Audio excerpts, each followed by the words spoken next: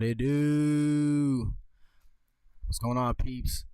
I'm your co-host D-Train. Welcome to this week's edition of the Other Coast Gaming Podcast. I'm here with the homie, Absolute Centron. Centron, say what's up to the fine people. What's up, man? I'm sorry. We got a little bit to talk about today. We're going to bless y'all with some words on some video game shit. So without further ado, let us get into the bag. So, I don't know if you read this article, but I put it in here because I figured it'd be a great thing to start. 1000% read this one. So, we talked about a few podcasts ago, one of the actors from the new Yakuza game got caught selling that cocaína, and they pulled him from Japanese shelves. Like, they put the game with that fucking Pablo. Yeah. He was also the voice of Japanese Olaf, which is very funny. We won't go back. But so Japan had this game removed from sale. So right now you can't buy it if you live over there. And we're supposed to get a June 25 release date here in the US. According to the Yakuza team, they totally... Well, first off, before I start, the guy in the game looked exactly like the voice actor. They used the same likeness between both. Mm-hmm. They said that they reanimated his whole... Yeah, they just did like a completely original character, completely dubbed him. I was reading that article and they were saying that it had to take a lot because I guess he was in like... His face was on like some collectible shit, on like some side mission shit. They did this shit in 2 weeks. Yeah, they did that shit mad quick. That's really hard. That's really, really hard. Yeah, in there, the guy was saying that like, he's like, yeah, they, announced it. We had to pretty much come up with a plan. Like within a day, we had pretty much a firm plan in place with, what we needed to do and how much that shit was going to cost. And then we just fucking did that shit. So I commend them for that. I also feel like y'all should let Taki rock. Now more than ever, he's going to need that check, and y'all just fucks his whole shit up. But, it is what it is. You got to get PC out here these days, so.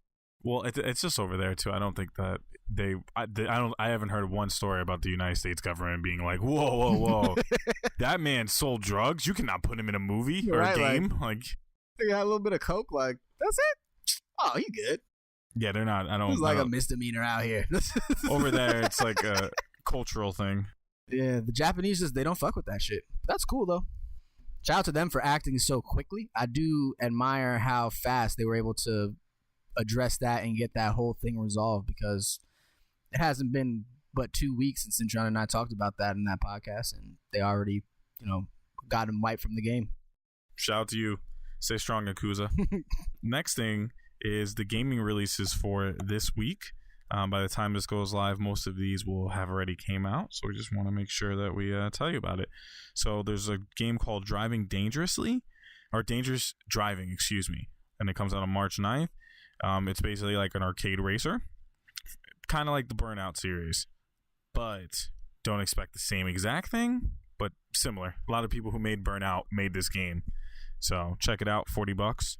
Phoenix Wright Ace Attorney Trilogy is going to be on PS4 and Xbox One, Switch, and PC April 9th.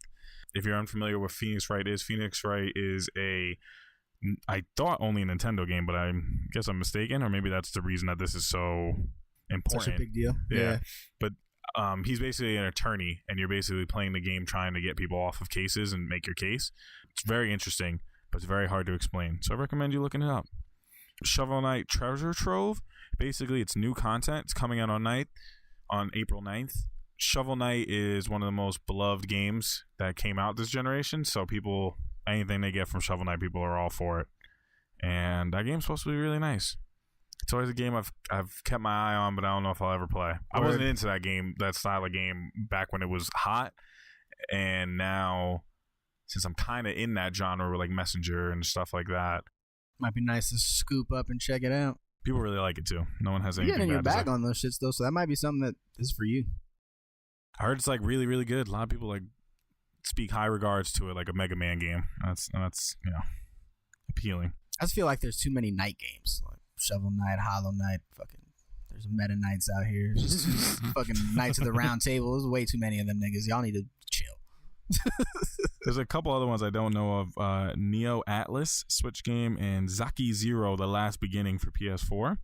And then April 11th is Earth Defense Force Iron Rain for PS4, and then Shadowgate for the Switch. And so next week isn't the big week, but the following week Ooh, the following week's big. We'll talk about that next week. But holy shit, you're gonna start getting the heavy hitters, and then next week after that is when that's when the niggas are swinging for the fences. Next week, the week of my birthday, the 26th. Ooh, Lord. There's a lot of good ones. Cuphead comes out, I'm pretty sure, next week. Another one. Not next week, but the following week after. Got Katana Zero, got Falcon Age, got a lot of heat coming your way. You know what also was hot fire?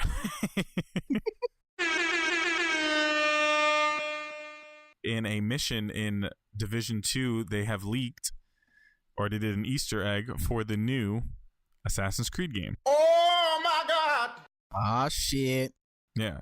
So when we were playing, this is the image I was showing you. Remember, you were like, I fast traveled out of there. Mm-hmm. That was I saw that at the end. I didn't know that that's what it was. Yeah, because you have to look in his hand, and he has like the apple of Eden. Apple? Yeah, right there. So I didn't realize it at first, but I did see the picture, and that's pretty cool. Assassin's Creed. Let's talk about how y'all still are not listening to anyone because y'all don't have ninjas in the game. Y'all want to give me Vikings now. Now Vikings are fucking climbing walls and doing all this crazy shit. And I love Vikings too. I just wish that they wouldn't use I want some ninjas, and I don't know. Now is like the most time I think they're not gonna do it because there's just so many other things like Sekiro and Ghost of Tsushima and Neo. Like there's a lot of like ninjas and stuff like that coming out. You can't have another Assassin's Creed game without ninjas, man. I'm over that shit. Yeah, but it's cool. And let me tell you, Vikings are definitely much more interesting to me than the like Spartans, personally. I agree. Vikings are really cool. Our school alma mater is a Viking. Shout out to our old high school. Yeah, that makes me actually almost turn off today. Yeah, I'm just disappointed that it's not ninjas again, but we do have a bunch of ninja games coming out, so. Jason Schreier co-signed this rumor, by the way, so he's able to leak almost. He said he found out 2 months ago and just didn't release it. Because I listened to his podcast and he was talking about how he doesn't like to release just release dates because he doesn't feel like that's like newsworthy. Mm-hmm. You know, like he would say that, like for example, he used Fallout when he was talking about it, and he said that the reason he leaked Fallout 76's release date was not only because he knew of the release date, but because it was this big departure from what Fallout was. It was like an online multiplayer game, right? So that's why he felt it was newsworthy to break the release date. But he was like, I knew the release date, like I knew a game was coming. I knew all this stuff like a while ago, or what they were working on. Maybe not the release date, but what they're working on, like the announcement.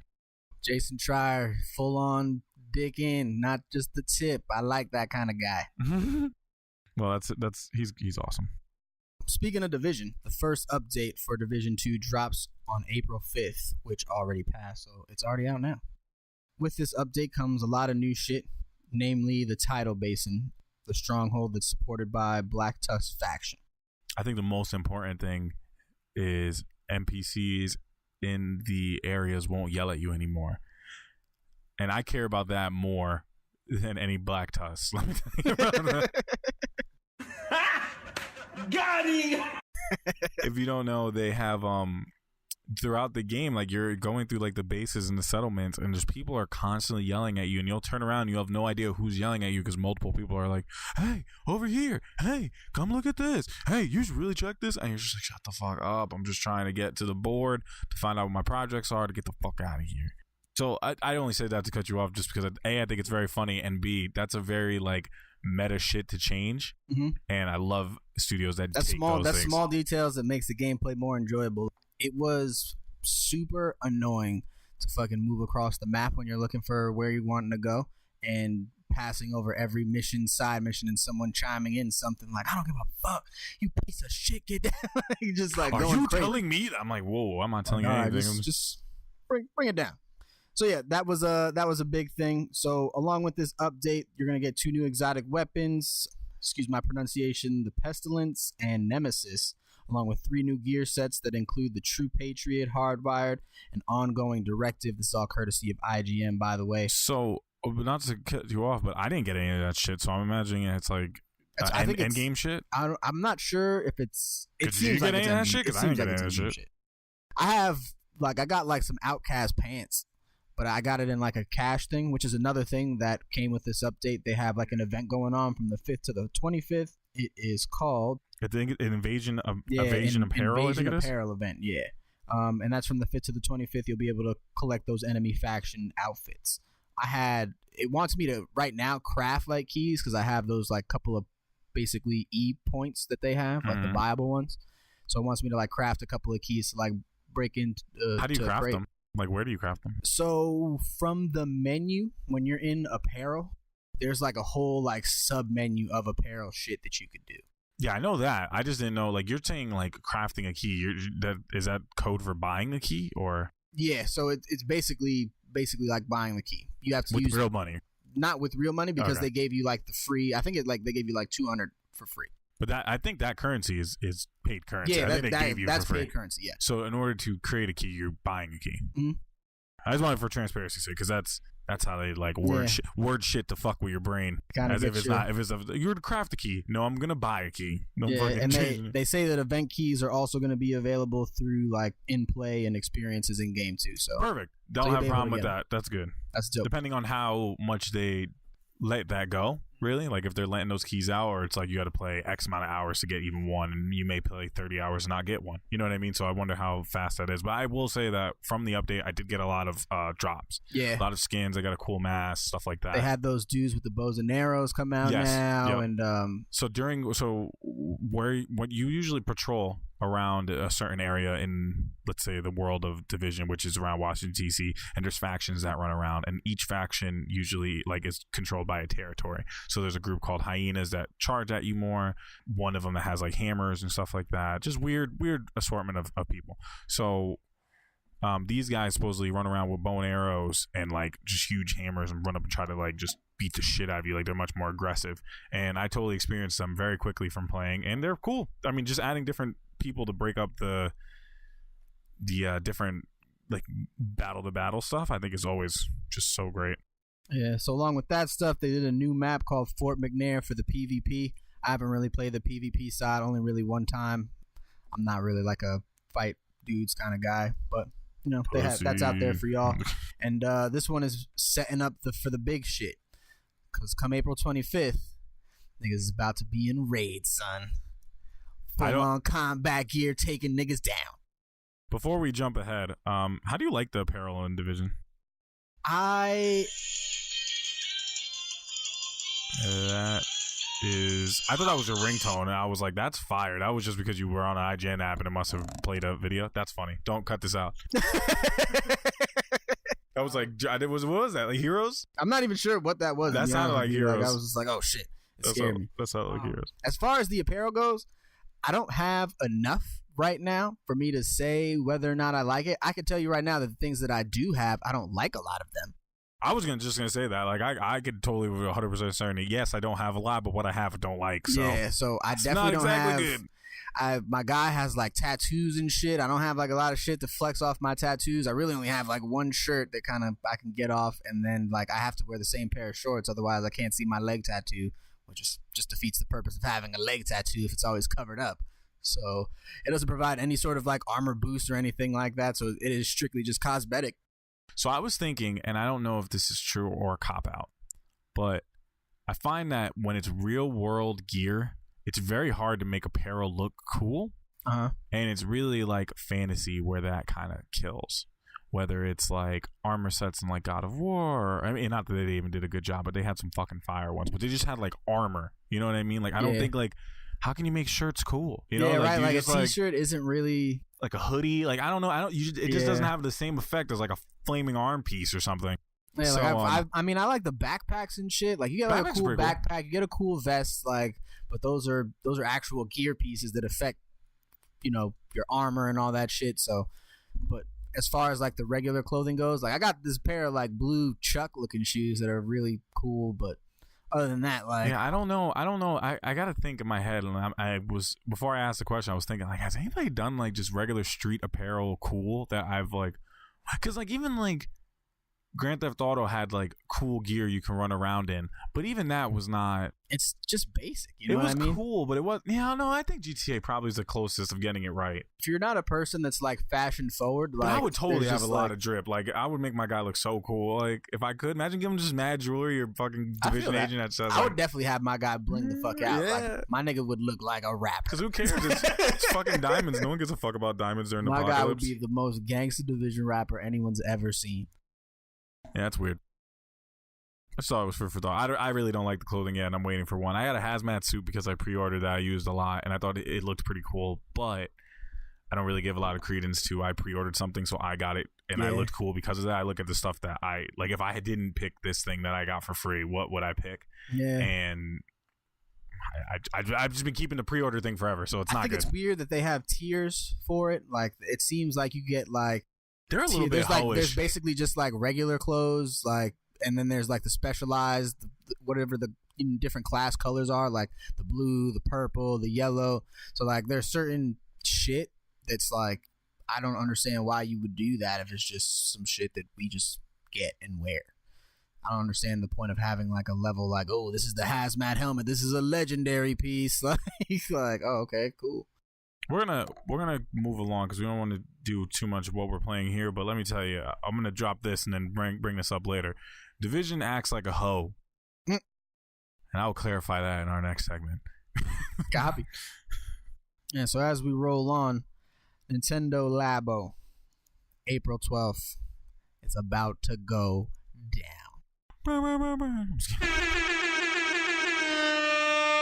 All the way down because Nintendo Labo's throwing up a VR kit. Just a fun fact, my brother absolutely just makes fun of us all the time because we use air horns and gunshots too much, and I don't care at all. If you don't love the air horn or the gunshot, this really isn't the pod for you. Keep it moving, Marcus. No. It's funny too because when you talk shit about someone and then you're like, "Yeah, but listen to your shit," I'm like, have you? I haven't gotten a text message that would let me know that you for sure listen to that shit. Definitely, but Nintendo Labo VR kit's coming out. You can pre-order it now for $80. It looks like it comes with like a lot of cool shit, and it looks like you can even purchase them as individual pieces, which I thought was really cool. Yeah, you can buy the base one and then buy other ones. I was thinking about doing just the base one for myself because I just love VR. Yeah, so you being a person that has VR already, how do you feel about Nintendo coming to the VR game? I hope that they come to the VR game. I hope that they actually take it seriously because they could fucking crush it. Like fucking crush it. If anybody's ever played Astrobot, you watch that game and you go, fuck, if Nintendo can get their hands on something like this, they're going to make crazy shit. And I hope that the VR kit does well because I don't think the Labos are doing exceptionally well. So I wonder if this is their last one, and if this one fails as well, that's it. They're not just going to kind of abandon Labo, which is, expected. Like if it's not doing well, I understand. It's not like it was like a crazy investment or console or anything like that. But they've shown that they're not afraid to integrating their main games with those. So like they did Zelda already with the motorcycle attachment. Yeah, you can use that on his motorcycle. Oh, that's cool. Pretty sure about that. And then I'm 100% sure that you could do it on Mario Kart. That's awesome. If you can race on Mario Kart with VR, that's wild. Well, not VR though. There's other like the Labo kits I'm talking about. The only thing that they're doing that they showed that was in the past with previous Labo kits, but what they're showing for this one now is that they have Mario Odyssey and Zelda Breath of the Wild VR things from this Labo kit. So Mario, you're like looking at Mario's running around in front of you, which is really cool. But Zelda looks like you're just like kind of watching it, right behind him as you were if you were controlling him. So I'm wondering if it's literally going to be like you're turning around and you could see like the map, and that would be super hard. I hope so.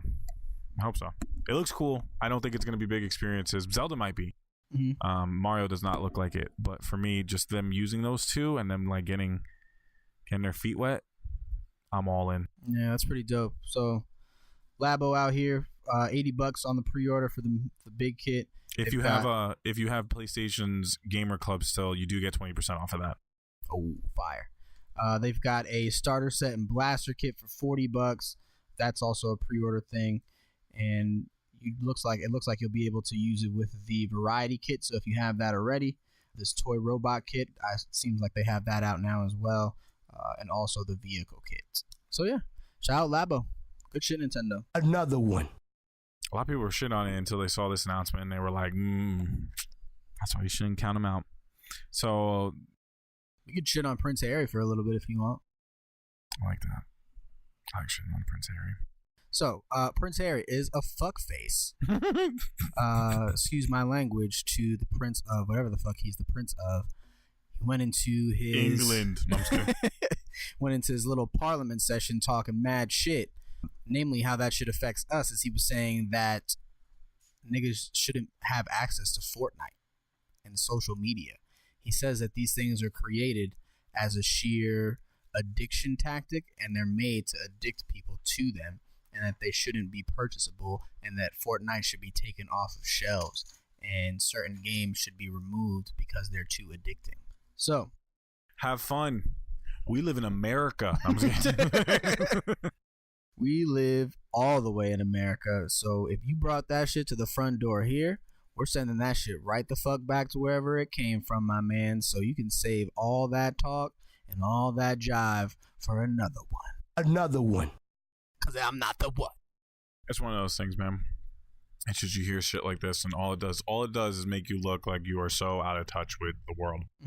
Because you can't come for video games until you come for 16 other things. Like, don't come to me until you come to movies, until you come to TV shows, until you come to online shop. I mean, like, you come on, the internet, you could say it itself. The internet as a whole, like, is, yeah. Why is video games a responsibility? And there's social media. There's social media that's very good and uplifting. There's social media that you can go down and it's a bunch of crazy ass shit. It's kind of what you choose to do. You know what I mean? You don't have to engage. No one's telling you to engage. Not a soul. You can keep in your own circles, and anything you don't like, you can block, and you can be in your own little world and keep things pushing. Yeah, so when he said that, it was at this moment that he knew he fucked up. Yeah, fucked up royally, because he's the prince. No pun intended. That was a good pun. That was a damn good pun. So, next topic is going to be a long one, but I want to start with a little bit of lighter news to then finish with some bad news. So, if you're unfamiliar, there's this game that came out called MeatBoy. And it's basically, it looks like ground beef shaped into a little person thing. It's very weird. And there's razor spikes everywhere, and you're supposed to be platforming, and it's extremely fast, and you're made to die and try again, die, try again, die, and try again. Don't let the description fool you. It's a very, very good game. It's just super fucking weird. The name is called MeatBoy. So we'll have pictures to show you, and definitely check out some gameplay. So this game was a huge fucking hit. Sold a ton of copies. It's been ported to a bunch of different platforms, and they're making a new one, and it's very, very, very, very anticipated. People really like it, and it's called Super Meat Boy. Now, people are very, very excited. It's supposed to be coming out this month, and as of whatever day this was, they had announced that they're not going to be meeting their April date. So, yeah. So obviously, I said that this is a happy moment, and I started with a delay, but I would like to clarify. So they write, and I would like you to go check them out on Twitter, like and retweet, and tell them positive things, because this is amazing, and I love hearing stuff like this. So they write, "We're almost done, but not quite yet." And then they did a screenshot because they wrote way too much for a Twitter post. "We're missing our April launch." I'm gonna read most of this entirely. "We've been knocking out the last bits of Super Meat Boy forever at record speeds while keeping a healthy and sustainable pace. We are going to keep that pace, which means we will not hit our April 2019 release. Sorry about that. Really, nigga? We could have sacrificed our minds, bodies, and social lives to make April 2019, but that's stupid. Team Meat." That's what she said. He didn't write pause. That's me paraphrasing. Team Meat. That's what she said. Isn't some studio owned by an evil asshat corporation that has say over what we do and how we do it. We are fortunate enough to have control over how we work and how we choose not to run ourselves into the ground. Shots. Game delays blow. We know that, but we're close. so it shouldn't be too long of a delay. And then he goes on to say that it's close, but it's just not going to hit the date that they said. Listen here, man. I don't know anything about that game, who those people are, or anything like that. But fucking round of applause to them for that. 'Cause that shit was fucking. That's how you come announce that you're not going to be releasing your shit on the day. That's fucking crazy. And it shows, you know, how we just talked about how that Prince Harry shows how out of touch he is. That's a company that's extremely in touch, because at the end of the day, we love games, and it, you know, we'll get into it in the next story, but it hurts when you hear developers, just at a human being level, like they created something you love so much, but they had to take such a physical and emotional sacrifice in order to make that happen, just to release a fucking game. You know what I mean? Like, you know, on another note, they've interviewed fucking the dude who does Smash Brothers, and he's talked about taking an IV before he goes to work or something like that, just to, like, because he's not sleeping very much and blah blah blah. It's like, dude, we can get Smash Brothers like a year later. Mm-hmm. I don't fucking care. You know, you don't want to hear stuff like that. It doesn't make you feel good as a gamer. And if you really care about this, it's the few that ruin it for the many, because, like, I don't want these dudes fucking drilling themselves into the ground like that and feeling like that. Like, that's crazy. Like, yeah, I want to play these games and shit like that, but, like, goddamn, I waited like 13 something years for Kingdom Hearts. Like, I can wait. Like, it's okay. Like, 13 years is a little excessive. Don't get the fucking funny idea, anyone. But we can wait. We're patient enough that y'all could take your time and, you know, take your vacay and do what you have to do. So if your employer's doing some G shit like that to you, let niggas know, and we'll fucking put them niggas on blast all the way. Well, that's what Jason Schreier did in this article. But before I jump away, MeatBoy, I'm probably gonna buy your game just off that fucking announcement. Let me tell you, because that was some real G shit. That was G shit, and I don't know anything about your game, but I want to know more now. That's gangsta, and it takes people like him to speak about it, and it's hard to speak about it because you can be blacklisted in this industry. But those dudes don't give a fuck, and I respect that. Facts. So Jason Schreier, as we mentioned earlier in the show, is the GOAT. And he talks about a lot of workplace, I want to say discrepancies, some shit that's not right in workplaces. Unfavorable workplace conditions would be proper. Boom. So he had spoke about how Destiny came about. He spoke about how Destiny 2 came about. He spoke about how Andromeda came about. And now he's finally gotten to Anthem. This article deserves your clicks. Here we go! So we are going to link it down at the bottom, and we're going to make sure you guys just click it and check it out. It's crazy long. It's like 13,000 words. Took me, like, all in all, probably like 2 days breaking up, like, read a couple minutes here, a couple minutes there, 15-minute breaks. Like, it was like a very long article because they interviewed 19 people who worked on Anthem, and there's no way we can spend, like, we'd spend a good hour going over everything that happened. But there's a few things that were huge that I think we should kind of address and talk about, and just kind of the goal of this is to really show the other side of game development, to help people who are not familiar with games, how they're made, what sometimes they're forced to go through, and also just the shit that gaming companies and studios pull you could see it. And when you play a game and you've been playing games for a while, you see, like, oh, okay, that person did this because of this, and that person did this because of this, and you can see that shit. So let's get it on. When I say Anthem does shit, like, as a sneaky thing, it was before I knew basically how this game came to be. So from what I heard and from what I've read in the article, this game was started in 2014, and it did not get into full development until about 12 to 16 months outside of when the game launched. So that's when it went into pre-production, or production, pretty much. So basically what that means is that the game itself kind of moved away from concepts and things like that and started, like, really forming into a game. Now, that process for a normal game is anywhere between 2 and 4 years. So the less variables in a game, the less usually is development time. So I say that to say Mass Effect games take a long time because there's so many dialogue options. There's so many choices you can make that can drastically change the game itself. So the game has to prepare for all the different outcomes. So those games would be much longer than a very linear Call of Duty experience. like an old school story mode of Call of Duty, because that's a very like you can only go this way, they only want you to do this, and it's pretty linear, straightforward. So those development times will be smaller than they would for like a Mass Effect.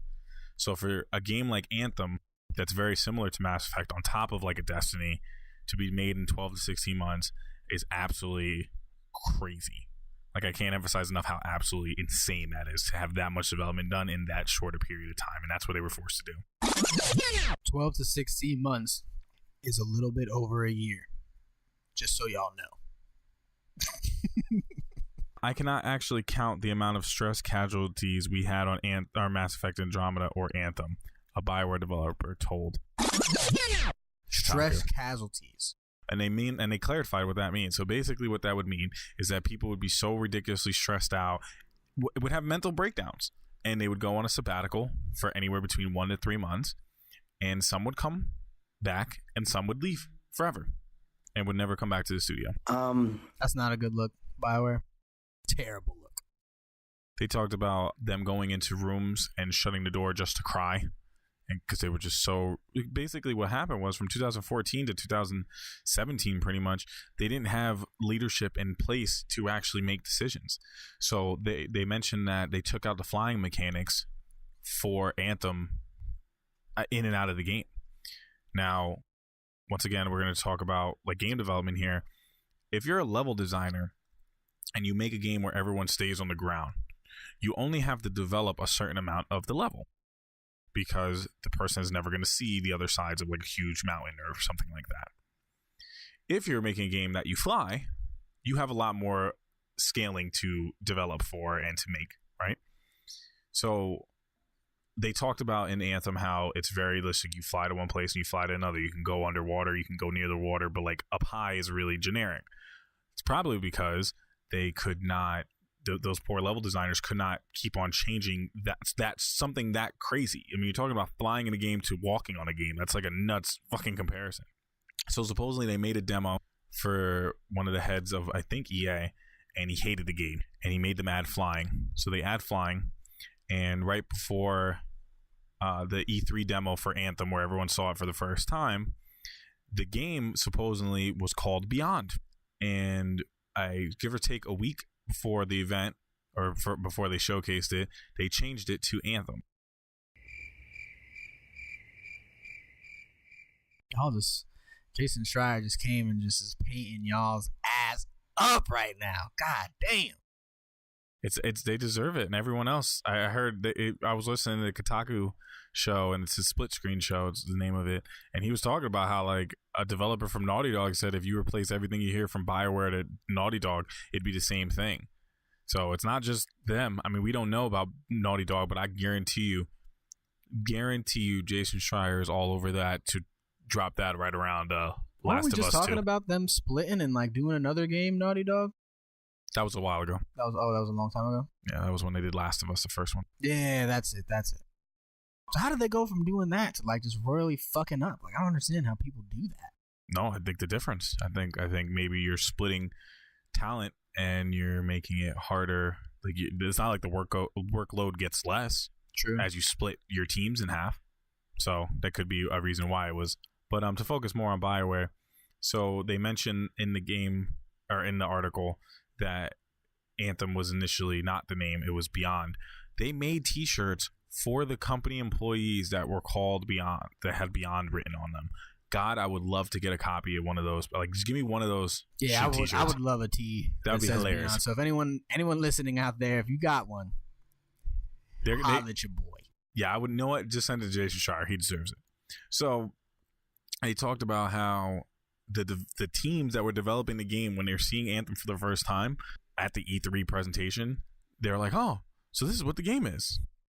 Like, they had no fucking idea what the game even was, because they're making it so fast and shipping it along that they're not even able to play what they were working on. Mm-hmm. So then the studio was forced to use Frostbite engine, which was another major, like, that thing from DICE, right? Yeah, so they make it, and they make it really for shooters. So EA does not want to pay licensing fees to somebody like Epic for the Unreal Engine, so they'll use their own internal one, which obviously makes sense. However, it's not made for that, I guess is the point I'm trying to make. It's not this engine is not made for the things that BioWare needs to do. So BioWare has to make shortcuts and different things, like pretty much make assets just to make it work for their game that they're trying to make. Supposedly the people who are really good at working with that engine, aka people from DICE, were pulled a lot of times from Anthem to go to FIFA or the Battlefront, because those were the ones that were going to make them a lot more money, because there's a lot more microtransactions based, supposedly, back in the day. So they were pulling them. So the teams don't even have the resources that they need, and then on top of that, they don't even have they don't have the resources that they need, and then they're also losing resources. So it's just like it's just going in like the complete opposite direction, and they're working in a studio. They're working in a studio that they don't want to do. So because of this, a lot of people have left the studio, which breaks my heart, because it leads me to believe like the game that Mass Effect was made, I don't think that team is even there anymore. So it's like all new, like, and I'm sure there's people that work there, but like it just, when you have the upper management leave and so many leave, I wonder, like, when upper management leave, that's like concepts that leave there. That's culture that leaves at that point. Like there's a lot of things that come with upper management leaving, like especially that. Like if you look at Call of Duty, when Infinity Ward, like the top guys left, like that studio was the number one studio. It was Infinity Ward, then Sledgehammer. Now Sledgehammer's top dog. So these things happen. Yeah, it's a shame that y'all really put this game out like this. It's a shame that you guys put these people through this torment and agony at a job where they're trying to create something for the masses to enjoy. And from what I read, it seems like you didn't even really want their feedback at all. It seems as if you just completely disregarded how they were feeling and how they felt about shit, and just kind of forced them into going this route, the expeditious route. And now in turn, you're paying your price for it. Well, it's not just EA too, huh? To be honest with you. You got to give shit and credit, you know, where it should go. So you think of it, EA, how EA's perception is. So EA started funding this game in 2014. Mm-hmm. It's 2019. Release the fucking game. I mean, how much longer do you need to make a fucking video game? You know what I mean? We talked about 12 to 16 months is a short amount of time. Yeah. That's a long period of time to make a fucking game. You're almost missing the generation at that point. You started, I mean, I don't know, maybe around when the generation was released, and now you're almost at the tail end of when the fucking consoles are brought to get PS5s. You have to release the game. So I understand their point, and also they talked about how the main team, I didn't write down the two teams. Basically, it was a team in Texas and a team, I think, in Canada, and they were the ones in Canada, the ones who originally created Mass Effect. So they're considered like top tier team, and the team in Texas is basically like the B team, but the B team made KOTOR, which is Knights of the Old Republic. So Knights of the Old Republic was a massive online game, and people always wondered when Anthem was released, like, why the fuck are they making these stupid decisions? Like, you guys made an online game before. You guys should know better. Supposedly, they didn't want to listen. So a lot of the feedback that was given from the Texas team to the main team was just disregarded because they felt like they knew better. And a lot of it was, well, we have an idea. You guys go execute it. And then Anthem was always told that it was going to be left for that studio in Texas to take the ends of it, like the aftermath, like the post-release content stuff. So, like, they don't even get, like, so they made a game with this team, and then barely had any communication with the team, and then get left with the shit. Oh, the game didn't turn out good. I told you ways that it could have turned out good, but you didn't listen. How fix it? Here you go. I'm gonna go fuck off on Dragon Age. It's like, damn, fuck, man. So you just listen to all this shit, and you're like, fuck. So then they talk about, and this is where I'll try to leave it on, but once again, Kotaku, Jason Schreier, please read the article. It's so informative. I'm trying to summarize the best I can, but it's just so much. I mean, like I said, 13. That article was mad long. Yeah. That's not like, we're doing it a pretty good justice summarizing it, but there's a lot of information in that article that you guys should definitely check out. One thing that they said that really made me sad was Jason was talking about how the most heartbreaking stories he couldn't even tell because they were so bad that he knew that if he said it, they would track down who said it, because it's not like a common thing, I'm sure, that happened to X person. Mm-hmm. So if he mentioned that thing that happened, that person could be identified Because when he does them all anonymously. Like, he doesn't put out any of the information, stuff like Keep that. your sources He close as a journalist. He shouldn't get those guys fired. But then there's even post people. Because, if you talk shit about a company, you don't think people have hands in other companies and shit? Like, that's a fact. To say, like, yo, that guy is blacklisted. Like, get him the fuck out of here. It's a dub for him. This is dub. So you can kind of see what it is. But that's why the game. Oh, and one thing. I got there's so much. One thing they talked about is they purposely added a thing called this one stronghold, supposedly, that was made to stop progression in a game, because they wanted the player to basically slow down. Yes, and artificially make the game longer, because it was such a grind for that section, right? Yeah. And they talked about. And they patched it before, or they didn't do it before the game was released, but they were going to make that shit timed, where if you fucking fucked up on this mission, you had to wait a certain amount of time in order to play it again, like a Nightfall kind of, but weekly type shit. Yeah. So imagine you play like a Nightfall and you lose once and dub, you got to wait till next week. Oh, or some shit like that. That's what they were talking about. I didn't realize it was like that. Yeah, they were on some wild shit. So last thing I'll touch on, and this is definitely the last thing, and if I say anything else, you guys can call me out on it. When they were talking about releasing the game, there's a thing that's referred to within the BioWare community called BioWare Magic. And BioWare Magic is when a studio like a BioWare can make a game basically come together in the last year of development. So no matter how bad a game looks, don't worry about it. We'll crunch at the end, we'll work crazy hours, but we'll get it done. And the team itself went through hell with Dragon Age, and they actually wanted Dragon Age to fail because they had went through so much, and they wanted to show like EA, like, listen, this isn't, or BioWare, even the people who are above them, listen. I'm so not over the fact that you said they wanted them to fail. They wanted them to fail to show them that this is not the way a game can be made. You cannot make a game in a fucking year pretty much and crunch and work fucking crazy hours and treat the employees like that and get the product that you want. Except the exact opposite happened. Your product is a fucking product of your workplace environment. But this is the thing. That wasn't the case with, I think it was Inquisition, where this game was amazing and people really fucking loved it. So it sold real well, so they were happy. So no, that was not, because behind the scenes it was terrible and they hated themselves. And then they had to do it again with Mass Effect Andromeda, and now they're doing it again with Anthem. So all in all, our hearts go out to those developers, and we can't wait to see some change. After this article was released, Jason Schreier talked about how what he does with developers is he doesn't send them the article before, but he basically sends them some talking points of what he's going to be going over, not to blindside them, and then also give them a chance if they would like to make a comment, they can make a comment. So they commented. I heard about this comment too, and I heard it came within minutes of Jason Schreier. Within 15 minutes, they said they released this, which, as I said earlier, it was 13,000 words. You're not really. I want to meet the man that's reading fucking 13,000 words in 15 minutes. That is a lot of fucking words. That motherfucker was moving, and then it'd be like, all right, cool, we're gonna type something up.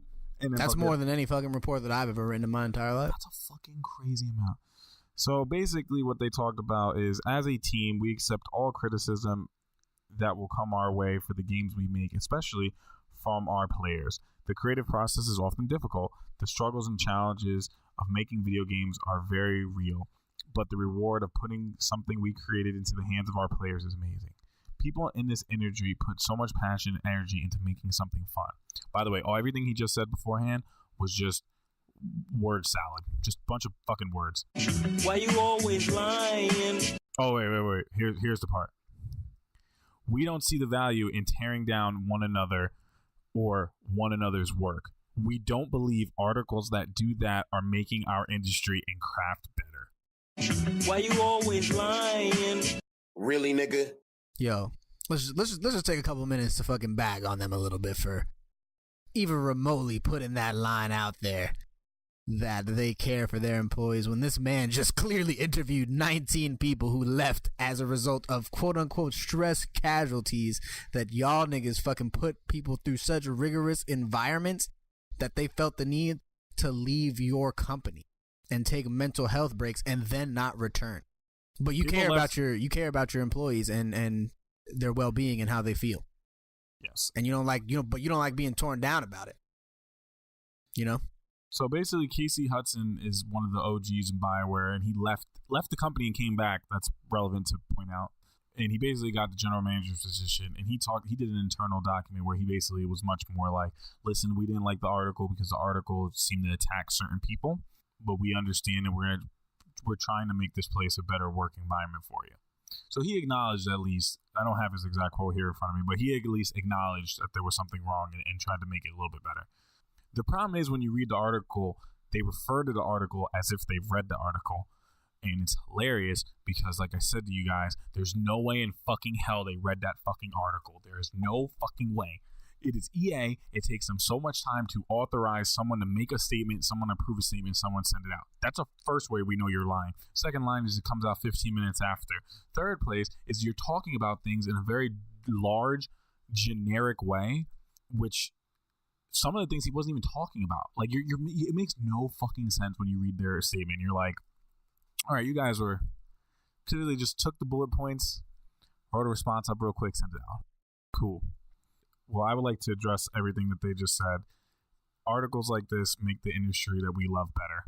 And we want the people who make our games to be taken care of. And we want people who make the games we love to be happy. I know that's super corny, but it does affect the art. That shit ain't corny, man. Niggas need to be taken care of. Like, we're in an age now, like, our parents' generation really fucked this whole standard up, and I think it's their fault. Yeah, because they consider us entitlement. Yeah. And they went to these companies and fucking gave their blood, sweat, and tears to places for fucking, like, 30, 40, 50 years of working in a place, all to get just a regular paycheck and end up with nothing by the time that you're done. You can cut off your arm for your company right now, and in 2 weeks they'll fire you. Them niggas will fire you saying that shit is unacceptable. No, not even that. They'll fire you for some other bullshit. You'll be like, I gave my fucking arm. They'll be like, they'll fire you, and then guess what? Nope. They'll change your position. So you know what? Gone are those fucking days where y'all can just get away with fucking slave laboring people to do all of these things without them fucking bringing that shit up. Telltale talks about this a lot, where a lot of people worked overtime, didn't get paid for it because the company went under. A lot of people are contracted, so they can work their ass off and be cut out immediately. I mean, these people shouldn't be signing up for 60-hour work weeks, and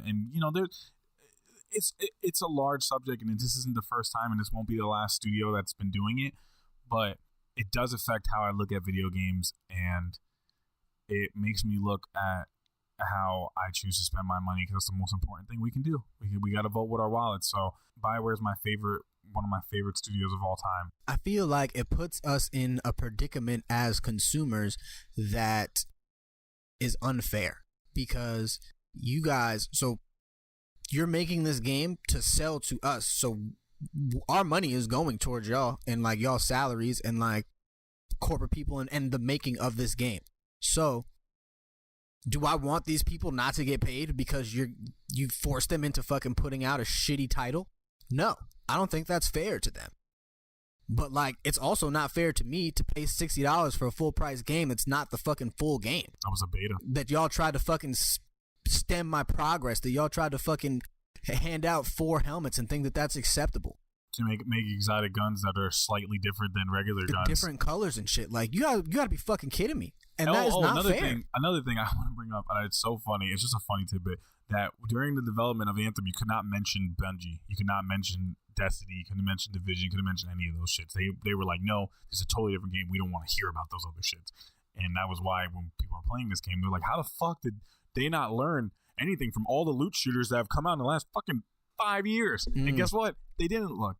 History is doomed to repeat itself, and guess who's the fucking repeater right now? BioWare. So I go to say this. I said this earlier that I love BioWare. BioWare is one of my favorite studios, which I hope now that makes me sad because I don't think BioWare is the same BioWare. So I'm giving them a standard that I don't think exists anymore. Right, like it's not even them. But I bought every single Mass Effect day one, no problem. Never regretted anything. Bought Andromeda day one, and didn't even finish the first section because it was so bad. And I figured I'll wait a little bit and I'll play more of it. That's still not acceptable. So then I didn't buy Anthem because I didn't trust you guys. And that was the best decision I ever did. Yo, had a bad feeling out the gate. Syndrome, before the game even came out, was talking, my man's here. You can go back in our catalog. I have a bad feeling about this. Something in my stomach is just telling me that it's not really what it's supposed to be. It's not looking good. I'm hearing a lot of bad stuff coming out. I don't know if Anthem's that game.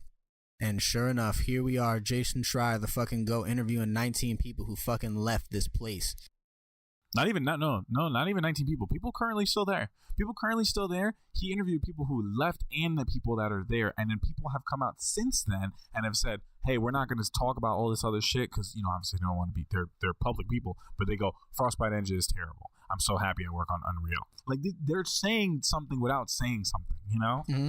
Like, they're not trying to create a lot of, like, we're not going to talk shit about people, but that shit that he said was totally true. Right, like the video game industry, like, I don't know why, but they don't fuck with beef. I'm all the way with the shits on fucking video game industry beef. Y'all don't need a beef between consoles and shit. Like, that's retarded. But, like, y'all could beef over some shit like this. This is good beef. I hear That's you, acceptable. I hear you, and I feel bad that those developers constantly have to deal with.